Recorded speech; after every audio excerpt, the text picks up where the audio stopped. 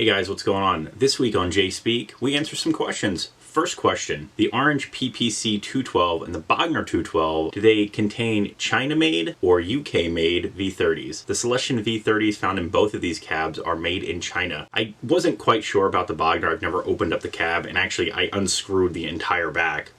Couldn't get the back off. So then it occurred to me, why not take off the handle on the side? So I did that. And lo and behold, the label for the Celestion V30, it was on the side facing me, which was fantastic. So with a flashlight, I could figure it out. Question 2, the Orange Custom Shop 50, how does it compare to my other amps? First of all, the Custom Shop 50 is amazing. It's very similar to the OR50, but there are some differences sonically, and it could be just tubes. I haven't really delve into all the wiring of it, but I assume the Custom Shop 50 has some different components, better components than the OR50, but it's also very similar to the OR100, so it's in that group of amps which the OR15 would go into. I'm sure some of the retro stuff would too. It's a fantastic amplifier. At the end of the day, the OR100 would win over everything only because it's got 2 channels and a little more flexibility as far as controls versus those other 2 amps because they're single channels, but they're fantastic. I really love the EQ lift on the CS50. An upcoming demo, I'm gonna pin that amp up against the Dirty Shirley 40, which I think is just a really cool amp in general. So those are 2 of my favorites. The Custom Shop 50 is fantastic. I think it's a little expensive for being a 1-channel.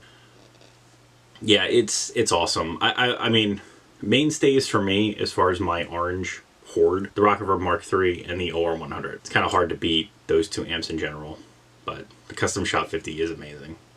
Question 3, what is the difference between a reverse and a non-reverse Firebird? They are not mirror images of themselves. I think Gibson released what they called a Firebird Zero at some point, and that was actually a reverse Firebird flipped, not a non-reverse Firebird. The wings on the Firebird, on the reverse Firebird, is much like an Explorer is the easiest way to put it. It's less pointy and it's rounded. I had a Studio back in the day, and that was made in, I think, 2005.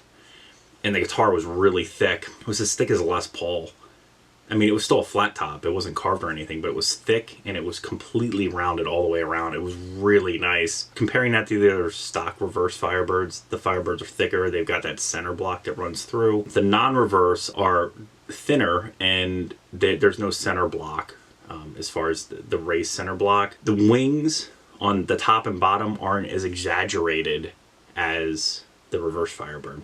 Where you rest your arm is probably really similar. They do sit differently when you hold them, but they're fantastic guitars. But yeah, they are not the same at all.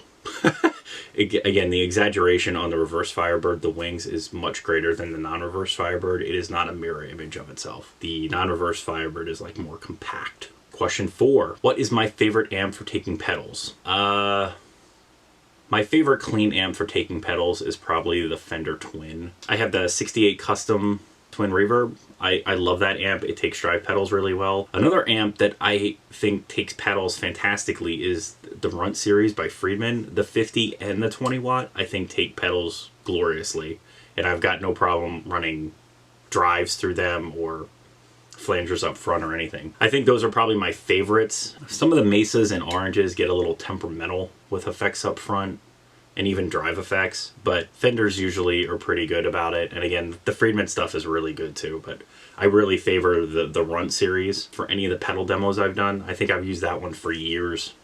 But yeah, the Fender Twin is fantastico. Hope everyone's staying safe out there as we all get kind of back to whatever green is. And if you have any questions or comments, please leave them below. As always, thanks for watching. Remember to like, share, and subscribe. Many more videos to come. Don't miss one sub.